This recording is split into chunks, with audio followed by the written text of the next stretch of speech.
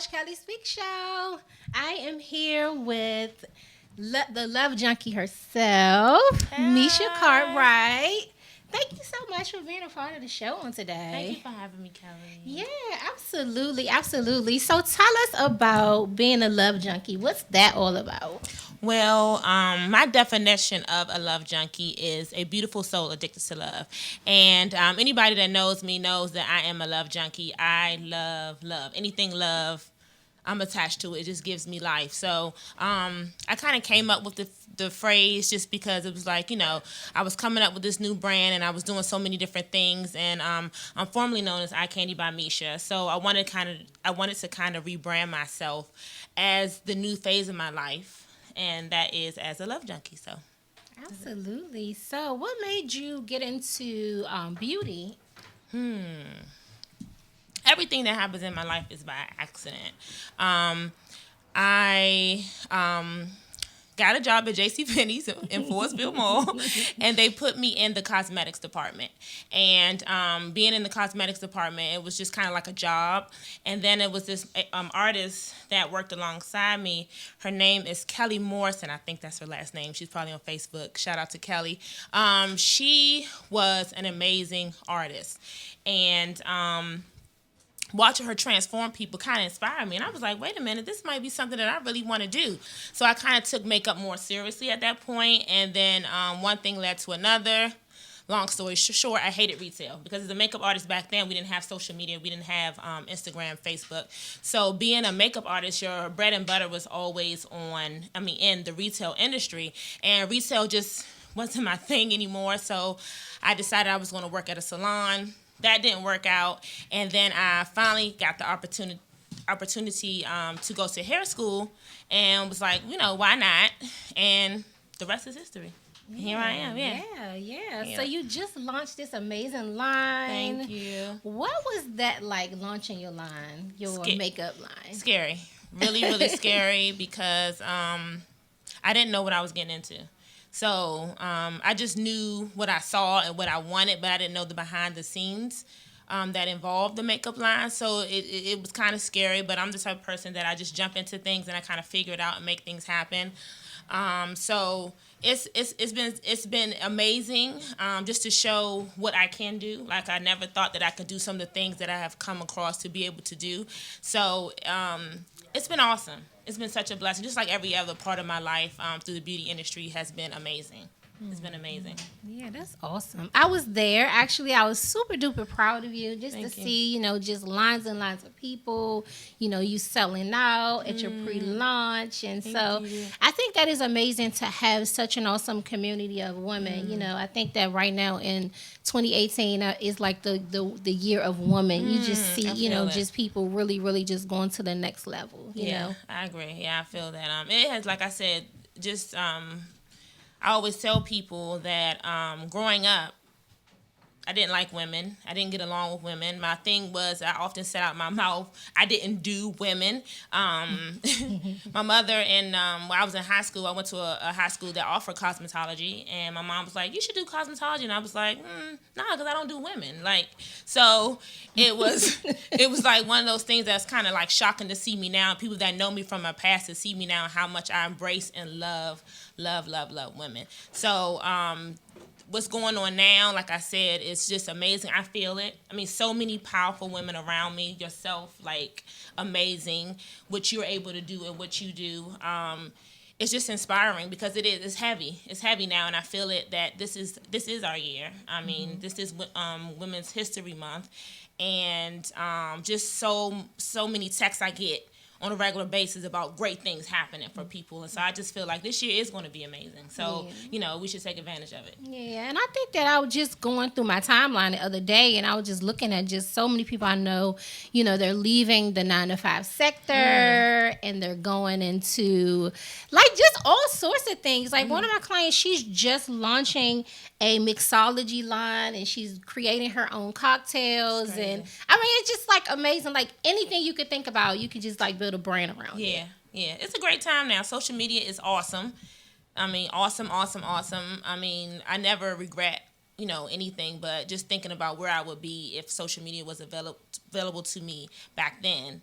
You know what I mean? It's just amazing the opportunities that people have with social media right now. It's just like you can have access to so many people for free. Yeah. Yeah, you don't even got to really face-to-face touch them, because I'm not a face-to-face person, but on social media, I rock. Like, I can say and I got all this confidence, because you can kind of hide behind that screen, and you can kind of like, be fearless and not have to actually interact with people. For those that are, introverts and, have that fear of physical contact, it's an amazing format and a platform for people to really live their best life. Yeah. You live fearless. I think for me, I look at it sometimes and I'm just like amazed to see just how much impact that it makes. I know for me, I remember when I was introduced to Instagram, it was kind of like, well, it was just a way to just post some cute pictures. But now it's just like a revolution. It's crazy. I mean, it's just amazing. I just think that it's super duper amazing. So tell us about the Zeile experience. Okay, so the Zeile experience, that is my salon. That is my baby. I actually decided to had my grand opening on April 29th, because that's my son's birthday. So I always say it's my second baby, because it is my first real commitment to raising and producing a almost a culture, because I really want to start to and I know you can relate to this, start a different standard within the beauty industry, especially with our culture. So that's my salon. Shout out to Zeile Salon and Team Zeile. We're new, we're small, we're a boutique salon, but we are strong, and anybody that comes to our salon can attest to the fact that it's just good energy. I came up with the name Zeile because it talks about your passion and your strong desire for something, and I really do have a strong desire for the beauty industry and for love. So it's like my, I call it my beauty trap, where I can kind of like, serve love, you know what I'm saying? Serve love on a daily basis, and have women come to a place where they feel safe and they can get pretty. I mean, that's your best. Anybody knows when you're cute, like that's it. And if you feel good on the inside and you cute, honey, you unstoppable. Absolutely. You're unstoppable. Yeah, beauty is so powerful. I know for myself, people come in the salon and they may come in with like all kinds of problems, and I didn't know how much I had in me until the women come in, they tell you those problems, and I know for yourself, you taking it to the next level and have these waiting to excel parties. Like you could have just like, okay, girl, see you later. But it seems like you've taken on sort of like a mama bear kind of thing, and having these events for women to come in and just share and talk about that. So let us know what is the Waiting to Excel parties all about. Okay, yeah. Waiting to Exhale, another accident that happened that just turned out to be amazing, is that I was watching the Waiting to Exhale movie one day, and that's like one of my favorite movies. It's definitely one of my favorite soundtracks. And I was just like, you know what? I want to have something for women, and I want it to be an exhale. Like a moment when we can just talk about things and not have judgment, no judgment. Because in the movie, it was a little bit of both. There was some judgment, it was some cattiness, but at the same time, they kind of all came together through their communication and their being able to express themselves. So I started it with the idea, and what we do is at the Waiting Exhale parties, we have like an anonymous box where you will put, when you walk in, you put all of your ideas, your topics into this box, and it's anonymous. So when we're talking about these things, you don't know who it is that could be sitting next to you. Is it something that they're going through? And I like to give a preface at the beginning of each party that you have to come with an open mind. You can't judge, because we all have things that we're going through. You know how we got this thing where, oh, girl, you wouldn't do it, but then this went right back in, girl, like with what you did. Yeah. So everybody has something. So I ask people to just leave that at home and come into the environment with no judgment. And we kind of talk about things. It is amazing. Like, we get to crying, we get to laughing. Sometimes it gets a little heated, but I have my little bell, and I ring my bell, and I get everybody back in order, and we have a good time. It's really a good time. And it's it is probably my favorite thing to do, is my waiting sales. Yeah, I love it. I mean, You gotta come, Kellie. I know, I do. Girl, I have to be at the next one. No, like seriously, I'm always hearing feedback from it. It's just amazing what we can do together and just have that moment of transparency. Yeah. You know what I mean? Yeah. I think a lot of times women do feel judged, and to know that, that's my question. I know I've done things similar, but I do find that if someone knows that it's anonymous, you know what I mean? I think then they feel more comfortable with saying, well, it's just a generic question. Right. I'll go ahead and throw my question. And it's something that they probably have been holding on to for a very long time, but didn't have it because everybody don't have girlfriends. That's true. That's true.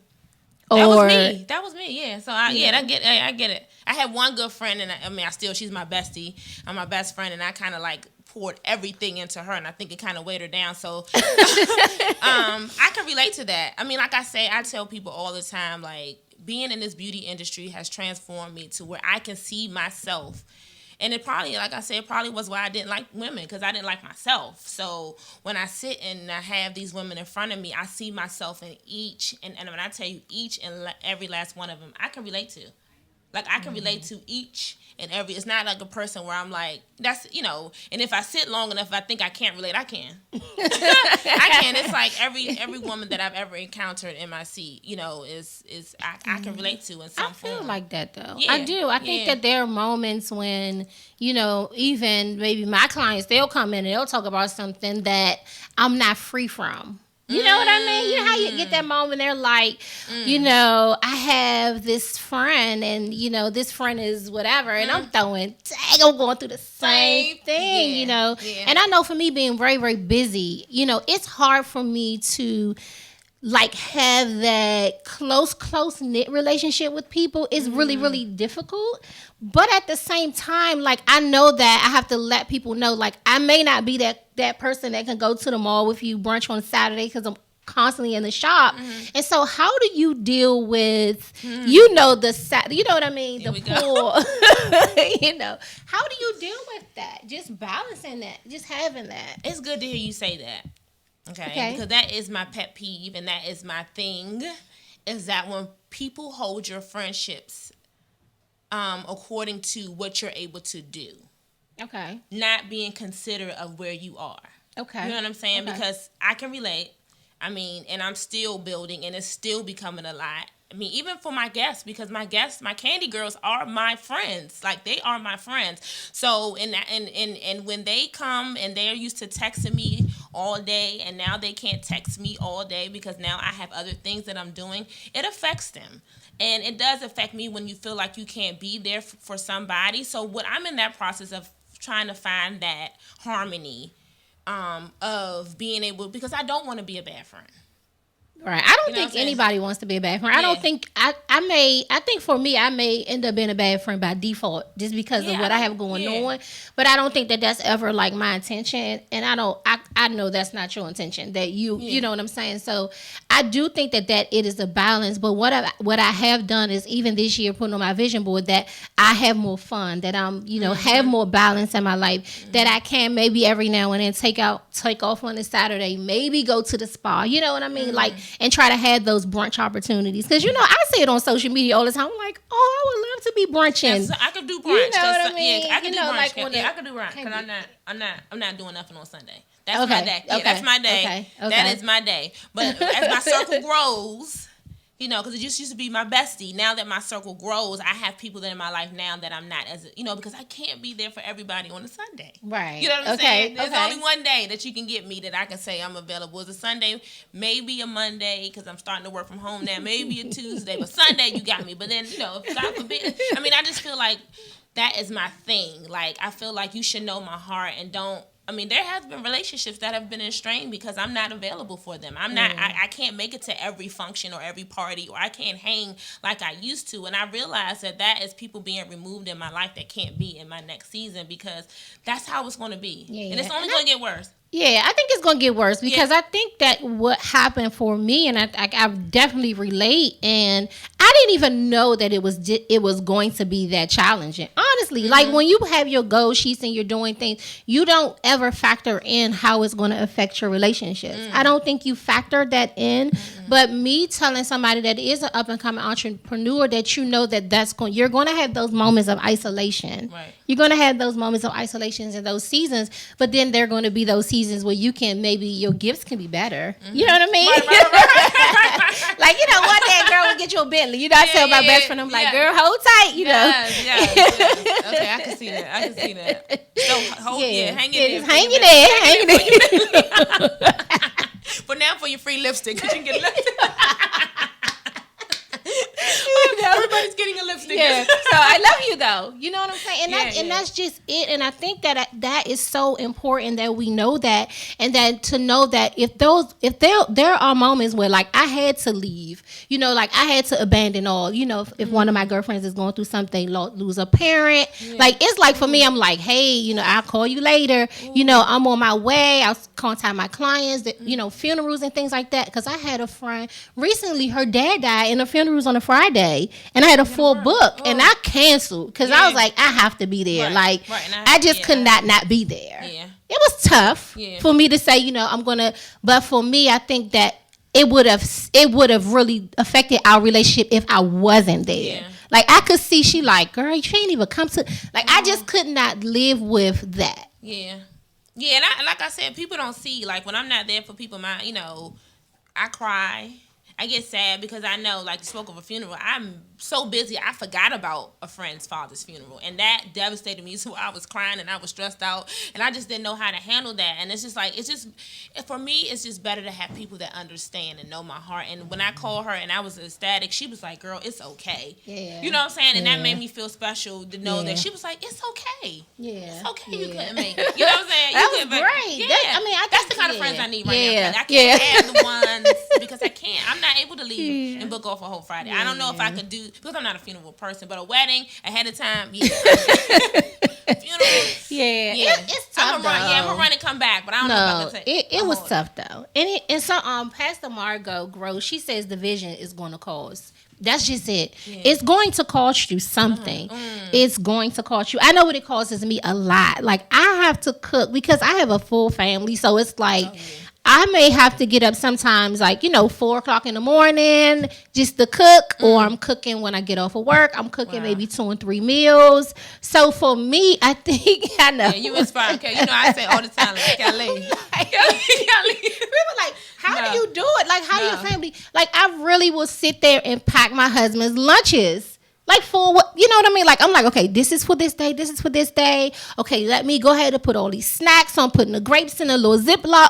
Like I'm literally prepping. Like you have to do that. But that for me, I may lose a little bit of sleep, but it's okay. But you know, sometimes my husband's like, I think I want some chicken. Like, and I'm like, oh my God, it's so late. Well, all right then. You know what I mean? So I just try not to. I don't want anything to be missed out on. You know what I mean? Like I've seen amazing. So many stylists go through divorce. I mean, like bad stylists. I mean, clients all over the place, doing well, traveling, but their personal life suffers. And so for me, I do overfunction because I want to make sure that everything is taken care of. It's exhausting, but it's worth it. Okay, if it makes you happy, because I was saying it's your show. If it makes you happy, yeah. And I'm good with that. Yeah, like it's good. Like I love to see them eating the food that I made for them. And I think whatever makes you happy, you will do more of. So if it makes you happy, I think it's the conflict when it doesn't make somebody happy. Yeah, I think that makes you. And I think that that makes you happy, and that's the difference in a man that will make you happy doing those things. You know what I mean? And, you know, your joy in doing those things because, you know, everybody doesn't have that. So that's why you're Coach Kellie and you're able to help women. That's why you're phenomenal in that area. And I always tell you, like, even when I see you, when I went to your salon, I was like, Kellie is really doing this all stuff that I'll be saying, you know, that's my thing. I don't have time. You make time for everything. But you know what? Honestly, I was not always like that. Like, I'm telling you, like, Sardi's would be my friend. Popeyes was my friend. Chipotle was my friend. Like I would leave my job and I'm going straight to the, carry out. But then I got to the point where I was like, that's not all I wanted to give them. So I had to make that sacrifice. But I think it's easy to just go and pick up something. You know what I'm saying? But I do think that is more love. So it is I think it's just innate in me to say that I want to go to the next level. So that for me is just going to the next level. You're amazing. That's why you know what I'm saying? No, and that's why you're so amazing. Don't take that lightly. That's why you're so amazing. Yeah, it's tough though. It's tough though. So how can we get in contact with you? Let's pull up her website. Have my producer to pull up the website so we can see it. So let's go through this website. I see you have different. So you have your Love Junkie connected to your. Oh, this is the Love Junkie. We're looking at her website, y'all. Yeah. We're looking at the website. I love that's that. Love Junkie, yeah. And I'm in the process of starting a blog too, so that's going to be added too. Woo! Girl, watch out now. I'm gonna try. We're gonna see. So we blogging. That's awesome. Yeah, so we're gonna see. Tell us about my love story. Okay, so that's just my way of expressing who I am and how I came about and what the brand is about. How Love Junkie is set up, because with my brand, I have it where each color is actually picked and named by somebody that I love, or somebody that encourages me in love, or somebody that just is my fix, because that's what I call anything that brings forth the feeling of love to me is my fix. I love that. Yeah, I love that. Fix. I mean, that's super dope.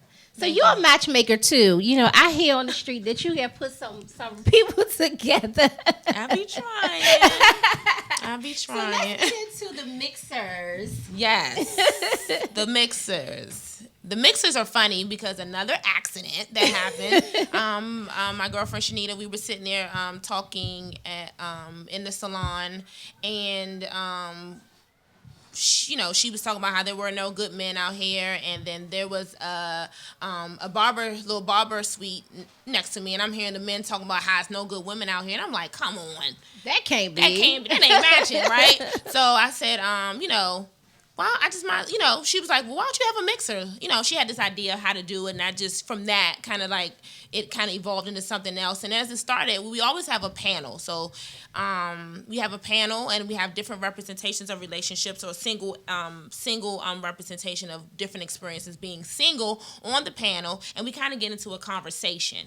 And and I'm currently in the process of changing that, because when we get in these conversations, it gets really negative and it gets really heated, and that's not my fix. That's not what I like to do. You know what I mean? Yeah. So I think that's our biggest problem is communication. We get angry when somebody does, when we hear something we don't want to hear, when it has to do with relationships, and even women that are in these relationships.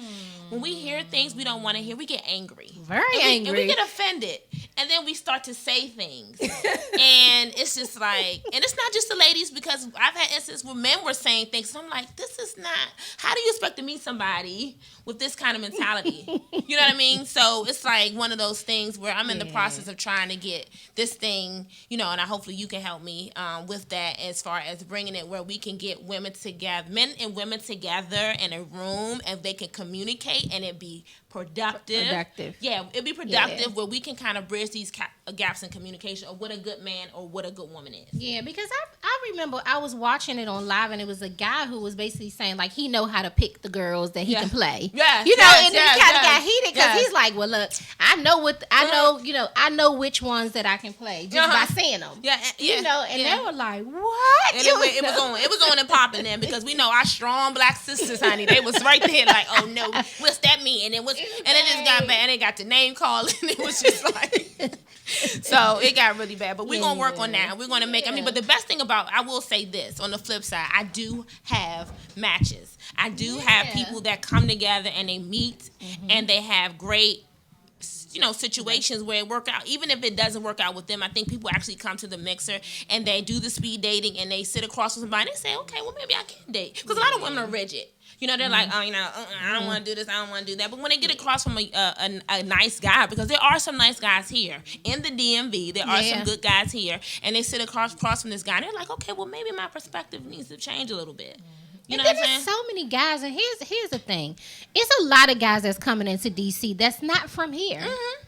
You know what I mean? Like, a lot of guys. Mm-hmm. So I think that it's really about you really, really opening up your eyes. Mm-hmm. And what you were saying about people getting upset when it's a different viewpoint, I think that's really good. But you have to have this emotional intelligence about yourself where you're able to see things logically. Like, logically, you're not going to get along with everybody. Mm-hmm. Don't take things so personal. And so, it gets heated. But like I said, in the beginning, it was fun. It was entertaining. But as I evolve and as I get my heart in a different place, I see that's not okay. That's not okay. That's not what I want these things to be about. Right. Like, I really want people to come together and to really experience the possibilities of love. Yeah. Talk about heated situations. How about, recently I was listening to the radio and I will not name the station, but it was really a young lady who was, I guess, looking for a nanny, and she was, she met a girl on IG, and obviously the girl did not. To her, she didn't see her as potential to be her nanny.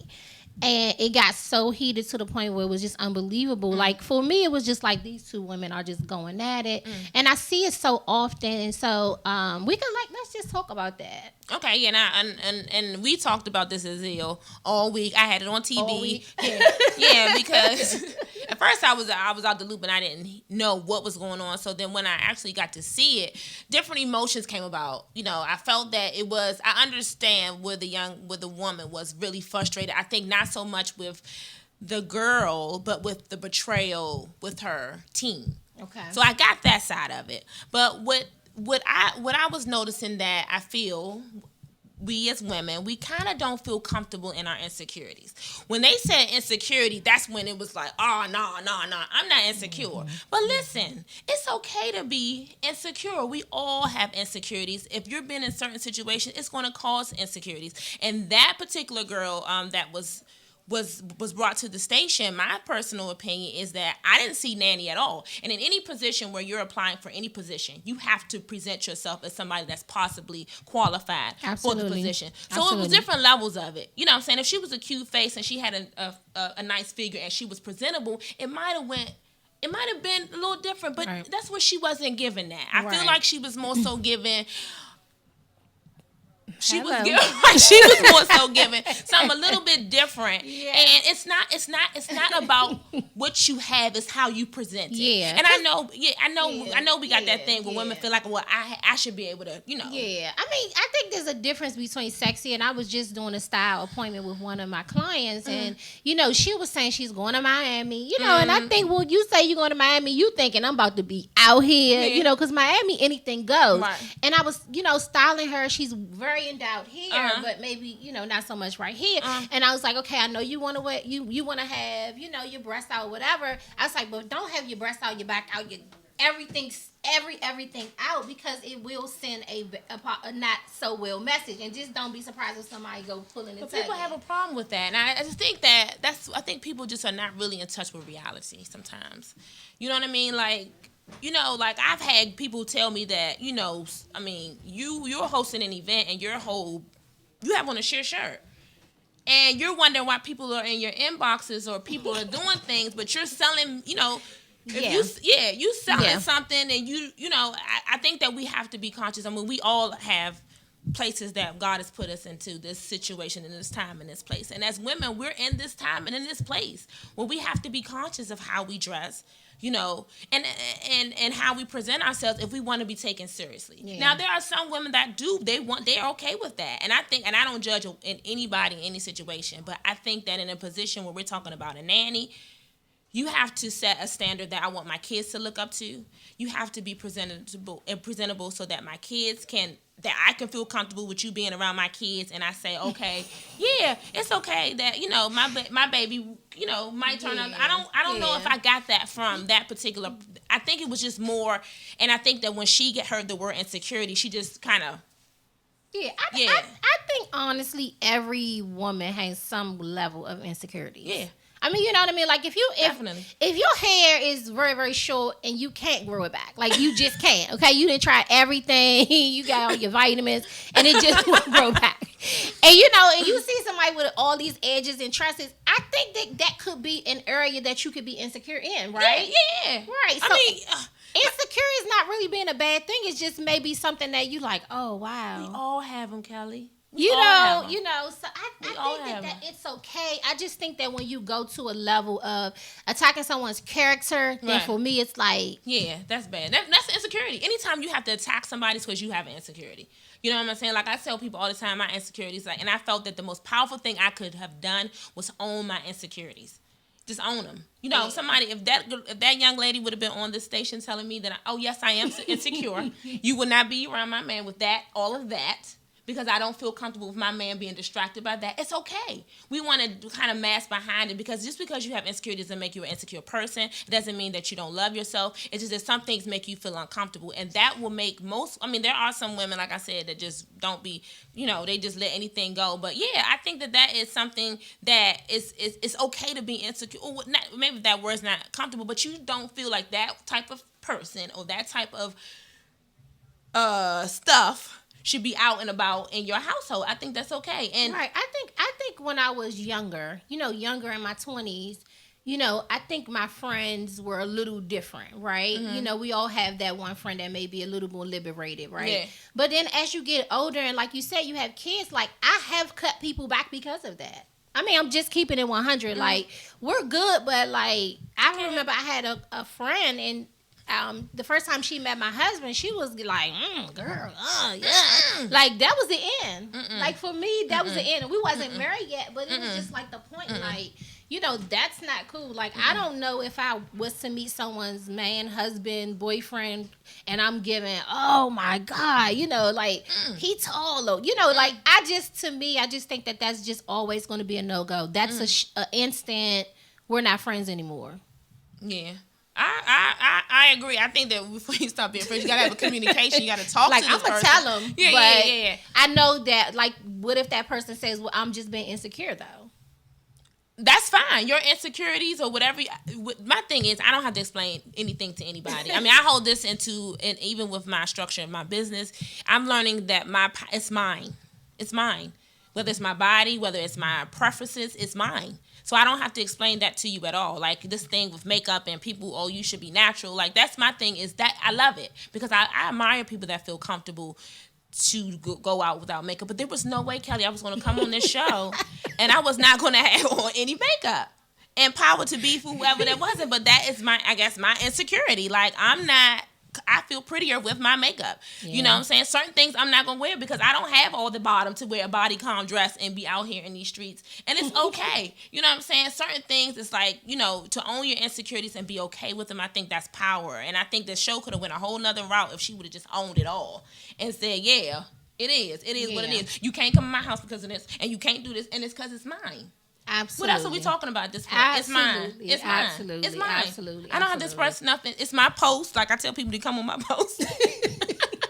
It's my post. It's my page. It's mine. So whatever you have to say, that's fine. But at the end of the day, it's my post. But that's true, because I'm telling you, I have a relative, and she posts some, she's posting stuff on her page, and sometimes, I'm just like, I just want to say something, and in the beginning I would be like, oh my God, did you mean to post yourself in your underwear? And she's just like, yeah, it's like, it's my page, and like, I mean, she went off on me because I checked her about her page one day, and okay, so I'm posting, she posted the picture, she's in the bed and all that. So I was like, did you really post that? I think that's really inappropriate. And like, she just went off, and she was like, it's my page. And then she, got on her page and started talking about me because, of course, she's like, don't come for me on my page. This is my post. And then I liked the picture, we went to like a little Facebook beef for a minute. Oh, no. But it was just funny because like you said, it's her page. She could have done whatever she wanted to do. If that's the what she's going for, then hey, that's her page. That's her image. And so I'm laughing now because I was serious. Like, don't post that, whatever. She's like, whatever. Yeah. And so I think that we all have those people that post stuff, whether it's subliminal or they're having a really bad day and they're having a breakdown. And I see it all the time. Yeah, subliminal posts. Yeah. Or the breakdowns. Like, when it's just like a full breakdown, they just broke up with their boyfriend. I have breakdowns too. But I have breakdowns too, but my breakdowns are positive breakdowns. Like, I'm just like overwhelmed with love. Like, I don't understand why you want to share pain. And I understand people want to do that, but I just feel like I could like, I'm not going to give somebody a rotten apple. I'm not going to give somebody like, why do you want to, like, I don't understand why people want to share. And I understand if you're sharing your pain to uplift, but when it's just like, sometimes it's like, oh, now, baby, you need counseling. Now, You need counseling. That's totally different. Yeah, that's because I'm telling you, I swear I have went in full prayer for some people. like I'll see them post these breakdown posts, and I'm like, oh God, let me just go these ahead. rants. I be like, yeah, it's hard though because social media gives you that. But what happened with when you do know people that they could be dead wrong, they could be telling the story totally different, and there's a group of people that's supporting them. Like I mean. They love it. They love it. They won't. I mean, I've experienced it with my post, child. Sometimes I don't even post nothing negative ever. But girl, in my positive posts, people find the negative in it. So yeah, I can see that. And they just that's what they're attracted to. So they go on about this stuff, and it's like. But it's a sensitive place. I mean, I can honestly say that, and I talked about this at the girls' night out for friendship, and I said, have you ever been offended that you saw two of your friends out and they didn't invite you? We talk about that at Witness Hell. That bothers people. It happened to me, and I was bothered. You was bothered? I was. I'm just being honest. Like, I saw two of my friends, and I wasn't doing anything. And I was just like, they didn't invite me. Well, I don't know. I don't get offended because if I see it and it's enough time, I'm going. I did it, though. Like, I'm just saying, I literally, text them, like, I'm about to come. Yeah, you know what I mean? But I'm just saying, I was sideways mad. Like, ooh, y'all ain't tell me. They're like, oh, girl, we thought you was at work. I was like, oh, yeah, okay. That's probably, yeah, come on, Kelly. Now, you can't get mad. But I did a little bit, though. I'm just being honest. You didn't get mad, but you just wasn't mad. I wasn't mad, like, I'm beefing with them, but I was kind of like, that little bit of, that y'all just, I could have came, or y'all forgot about me. That's good because I think that even in that moment, you have that person that will get mad and then just shut down, and then you have that person that'll communicate and fix it. So next time they will invite you to everything. Yep. And you communicate. See what I'm saying? Yeah. But see, like you said, that's owning your insecurity, or that's owning your feelings or your emotions or just whatever. Because as a girl, you have them. It's okay. Just power to the people's movement for the ladies. It's a gift and a curse. And I know you talk about, oh my God, like your whole, when you tell me about your event, it was just like, Kelly, like, yeah, like you hit that on the nose, getting in touch with being feminine again. Yeah. Being vulnerable again, being a woman. Yeah. Because it's tough. I mean, of course, we're in that era of, the strong black woman, strong woman, I don't need a man kind of movement. And I get it because I think it can be, I think that. Lies. I think that be lies. Them be them lies they telling. That be them lies. If you don't need a man, you need something similar to a man.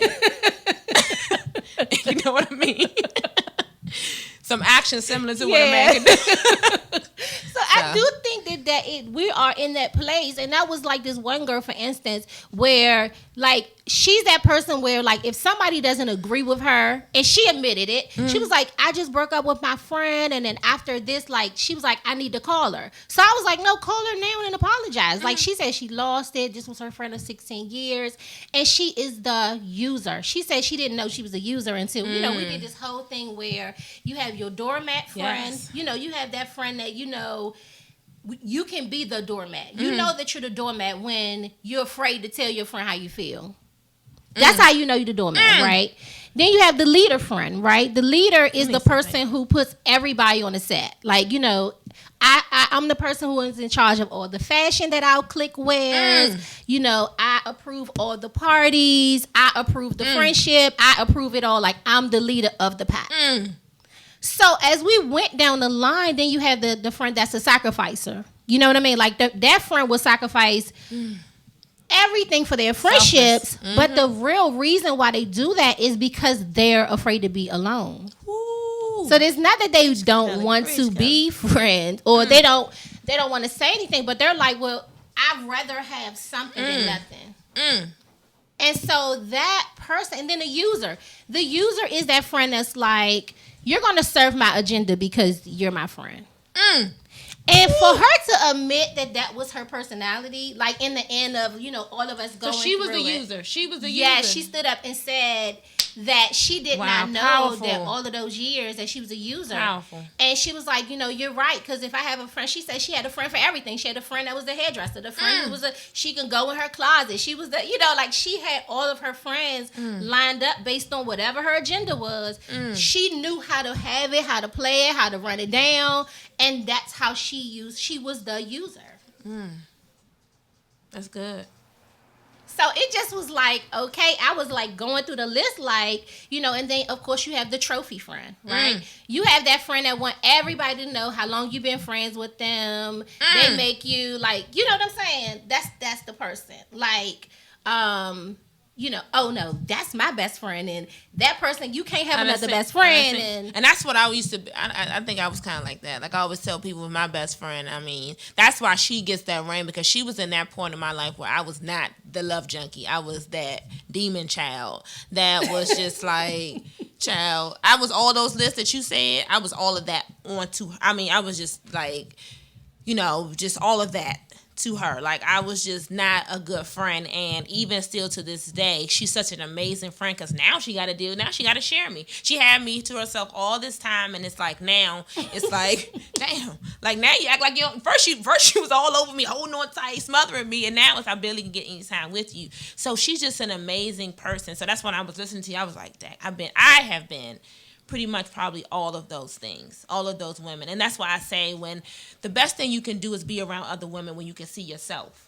Yeah, like, and then those people that's going to keep it 100. Yeah.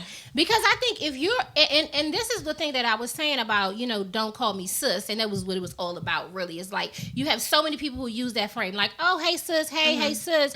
But if I get into it with you, are you sending me the voicemail?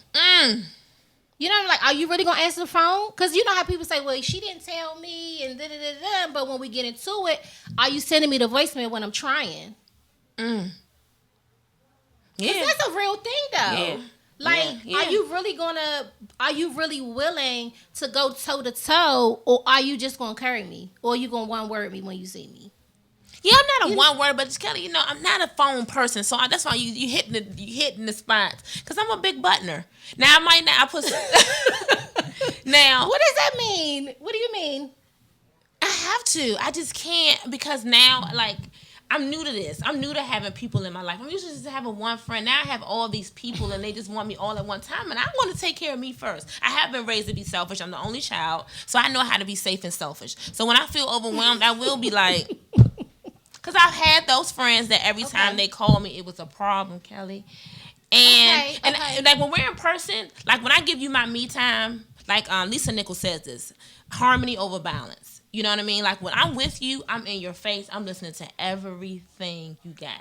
You're going to get all. When I pick up that phone and I talk to you, you're going to get everything I got. But when I'm in somebody else's space of giving somebody everything they got, I can't be there for you. So it might be a big button, and I might give you a call back. I'm going to call you back. Okay. But I'm hearing what you're saying, because it's all about learning. Like, I'm not perfect. So hearing you say those things makes me more conscious that, okay, like I am starting to pick up the phone, because I just hate talking on the phone. I just like to be in person. Like, because it gets some dry spells, and you be like, I don't like texting. How do you know I'm a texter? Like, one of my best friends, she introduced me to texting. Like, I would call her, and she would text me. I would be like, I want to talk. Like, she'll be like, hey, what's up? And I'm like, I wanted to talk to I'm a you. texter. So I maybe I'm just old school, but like for me, it's like, okay, I have had enough of, like, I had a really bad breakup with one of my friends over text, and all I said was okay. But that wasn't a really strong like friend. Okay. Now I'm gonna pick up the phone when I feel like it's getting a little bit like some miscommunications or something slip. Then I'm going to pick up the phone and I'm gonna call. But I never had any beef. Like, I don't think I've had any beef through text. Yeah, I have. Yeah, and I'm gonna pick up the phone. Like, that's one thing about me. I have had beef through the phone, and like, I think once you start getting into, once I realized that it got real, I'm picking up the phone. Yeah, I'm picking up the phone. And if that person is not that person that wants to, they got the keyboard courage, the keyboard courage, like, and then you ask, and they not answering, I'm like, oh. So now that'll shut me down, and that'll shut me down.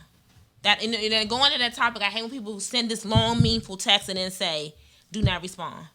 Ooh, baby. Yeah, that's a bad one. Yeah, that's because I mean, I think that if you, some people have that art of silence. Like they could silent treatment you to the point where you're like you ready to, because you want a response, and then they don't give you the response, or they give you the okay. No, I'm not a silent person, so I need to be able to express it. Once you express yourself, usually I just want to defend myself. So I think that's so mean that, because then you could have just saved that text in the, if you didn't want, then why are you sending me that? Because you want to hurt me.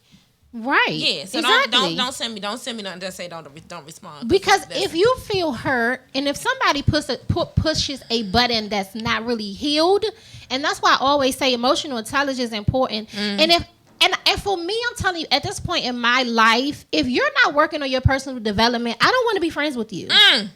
Like if you're not, and I'm not saying you got to go to church. I mean, you got to go to the church, to the mosque. You need to be bowing. You need to be like, listen to Les Brown. Right. Like you need to be working on your personal development, because I'm actively working on my personal development. Like I wake up in the morning, I'm taking this ET challenge, so I'm waking up earlier than I usually do, getting things done. I'm listening to somebody in the morning. Like before, because at first I would roll over and I'll turn on my notifications. Like, okay, let me check my emails, let me see what's popping on Facebook. But I had to stop that because it started to like wear and tear on me, because if I turn on my Facebook, the first thing in the morning it's like 17 different emotions, like just going down my timeline. Not mine anymore, Kev, because I unfollow. Oh, you had a block party. I unfollow because I can't. I'm on this high, this frequency, and I've been listening to this audio that I listened to like for this is gonna be my 4th time. It's good. You probably listened to it. It's called "The Science of Getting Rich." I may probably have. That sounds familiar. It's so amazing, and it talks about that frequency, and it's like I can't come down for you. I can't. That's why I say I can't. That's why I will big. I already know. Like I can't come down. I'm not doing it at this point. Like I told my client, was laughing. Frequencies are numbered. Yeah, I'm starting to hum now. When people start sitting in my chair, I start humming. No, we're not doing this. I'm not. You're not gonna take me there. You're not. Because vibrations are real. I don't think people realize, like, 0 is the lowest vibration, which is grief, right? Okay. Grief will have you messed up. Like when you're in grief, you gain a lot of weight. You have a lot of negative energy and stuff like that. So it's like you ready for whatever. You haven't met somebody that's just ready for whatever. Yeah. Like no matter what you say, no matter what's going on, they just ready. It's like that person in vibration is 0. 800 is like the biggest one. It's like the highest. Okay. 800. Right. So that's like that joy, that esoteric emotion, the joy.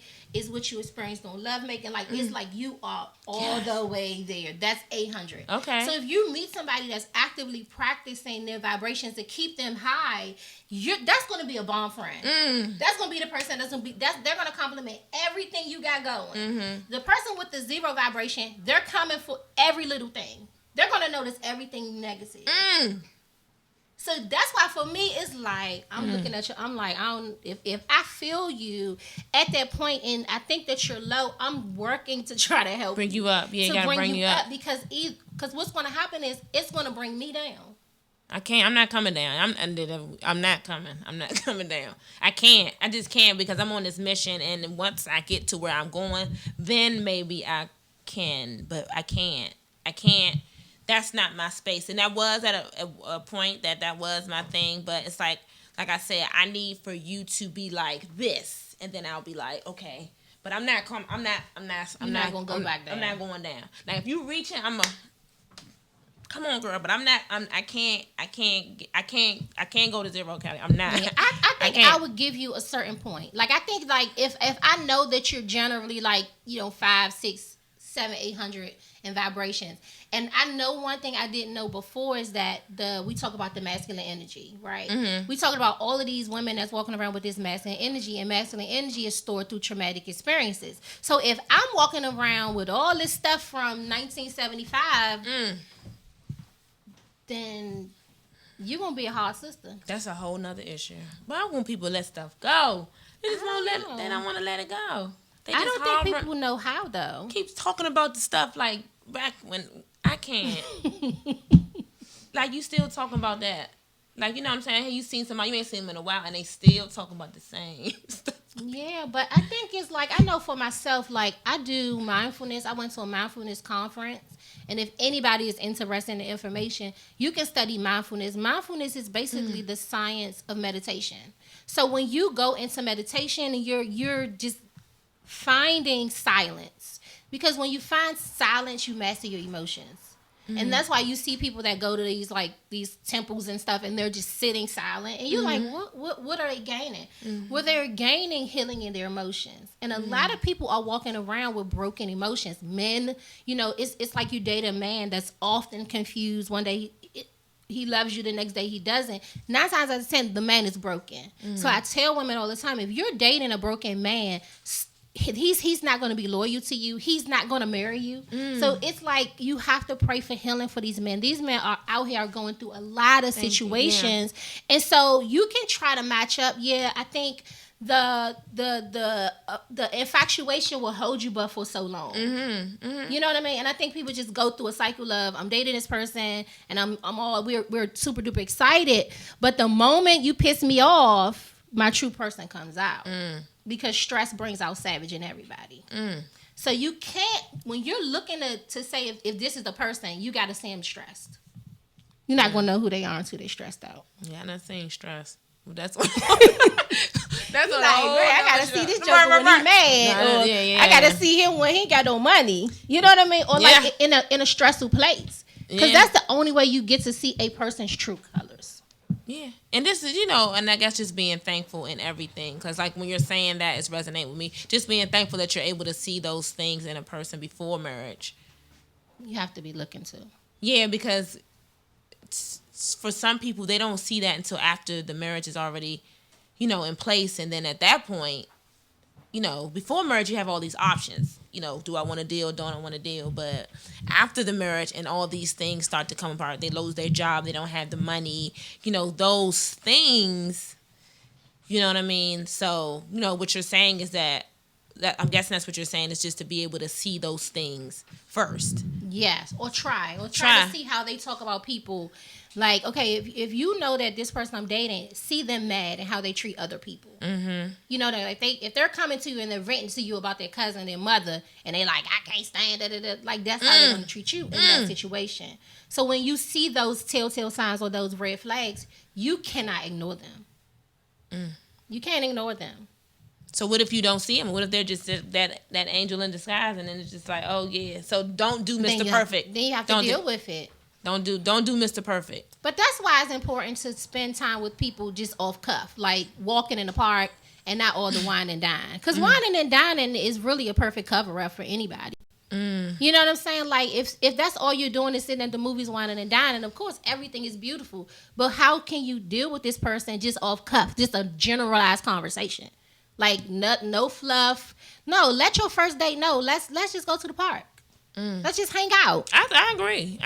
And that was a topic I had put on my page, because a lot of women got this thing. And I used to be that woman, you won't have to take me, you won't have to show, you won't have to spend some money on me before you even get in, into the door. But like you saying, like, and for men were saying, hold on, how much money we got to spend before we figure this thing, we figure this thing out. So I think it's those vulnerable moments as soon as possible that kind of can make things, honest, to know whether or not, what you want to deal with. Because like I said, with women, like, we are so amazing right now. I love my women. I love my sisters. Like, I love them. But I think that we're so caught up on finances and being a boss and having the nice things that we're forgetting about love. That's a whole show right there. Yeah, we're forgetting about love, Kelly. And that's going to break us. Because if you don't have love, you don't have nothing. Because God is love.